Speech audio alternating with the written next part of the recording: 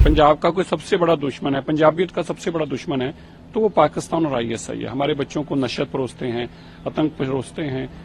जी बिल्कुल होना चाहिए। ये आदमी बहुत ही नफरत फैलाने का काम करता है।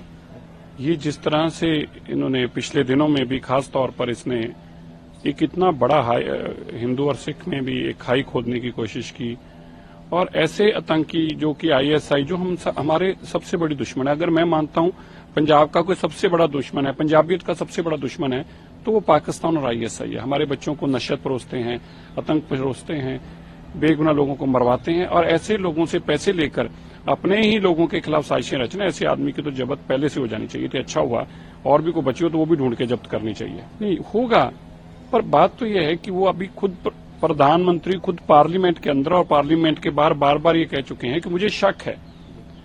अब शक के बिना पे कोई प्रधानमंत्री तो किसी पे एलिगेशन नहीं लगा सकता, कोई और तो लगाए। और ट्रूडो ने जब ये एलिगेशन लगाया तो उन्होंने ये नहीं जाना कि इसका कितना दूर तक का खमियाजा लोगों को भुगतना पड़ेगा।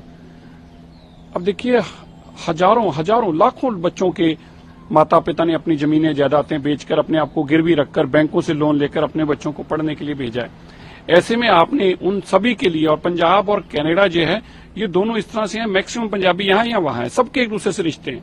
आपने सब कुछ 1 मिनट में खटाई में डाल दिया और उठा के हाई कमीशन को बाहर फेंक दिया। आप एविडेंस देते और आपके 5 आईज अलाइज हैं, उनसे बात करते। अगर हमने कुछ गलत किया था तो उनको वो हमसे सवाल जरूर पूछते, लेकिन आप केवल और केवल अपनी राजनीति करने के लिए, वोट बैंक को करने के लिए इस तरह की बातें करें और अपनी नेगेटिविटी जो आपके खिलाफ मीडिया चल रहा था उसको खत्म करने के लिए ऐसा काम करें।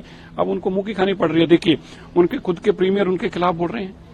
वैंकूवर के प्रीमियर ने बयान दिया कि हम उनसे सबूत मांग रहे हो, दे नहीं रहे। डिफेंस मिनिस्टर बोल चुके हैं, लीडर ऑफ अपोजिशन बोल चुके हैं, उनके खुद के मेंबर पार्लियामेंट बोल चुके हैं। मुझे लगता है कि ट्रूडो ने जो काम किया था उनको उल्टा पड़ गया। देखो, प्रधानमंत्री जी की गरिमा जो होती है वो इंडिविजुअल इंसान की नहीं होती, वो प्रधानमंत्री की कुर्सी की गरिमा होती है। और जिस तरह की भाषा का इस्तेमाल किया गया वो बड़ा दुखदायी है। मैं समझता हूं कि सदन के अंदर कोई भी ऐसी भाषा का इस्तेमाल किसी को भी करने का अधिकार नहीं है, लेकिन ये भी बात याद रखनी चाहिए कि शुरुआत करने का भी किसी को अधिकार नहीं है। ये भी बात हमें याद रखनी चाहिए। और प्रधानमंत्री को आप ऐसी बातें बोलेंगे, ऐसे अपशब्द बोलेंगे, गालियां निकालेंगे और फिर कल्पना करेंगे कि सब कुछ ठीक ठाक रहेगा, मुझे लगता है कि ये कल्पना करनी भी गलत है। ये तो बार बार पहले भी हो चुका है। ये तो ऑन रिकॉर्ड दानिश जो है स्टेटमेंट दे चुके हैं, ऑन रिकॉर्ड टीवी पे भी स्टेटमेंट दे चुके हैं। और अभी जो उन्होंने